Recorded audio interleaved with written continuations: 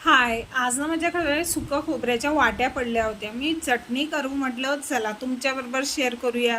तर मी कशी केली चटणी बघा. खोबऱ्याच्या वाट्यांच्या स्लाईस छान करून घेतल्या मस्त बारीक आणि कढई तापाला ठेवली. तर त्या स्लाईस अशा छान 10 ते 15 मिनटं अशा मस्त खरपूस भाजून घेतल्या. ही चटणी द्या बघा, खूप सुंदर लागते चवीला. आणि जसं भाजून झालं आणि गार करायला ठेवल्या, मग मिक्सरच्या भांड्यात घेतल्या. 25 ते 30 लसणाच्या अशा पाकळ्या घातल्या आणि जरा चवीपुरता तिखट आणि मीठ घातलं. ही चटणी तुम्ही भाताबरोबर, पोळीबरोबर किंवा तोंडी लावू शकतात किंवा मुलांना डब्यात देखील देऊ शकतात. खूप सुंदर चवीला लागते ही चटणी.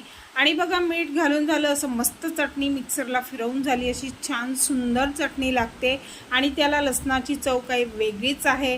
तर तुम्ही पण अशी चटणी करून बघा आणि व्हिडिओ आवडल्यास लाईक, शेअर, सबस्क्राईब करायला विसरू नका. Bye bye.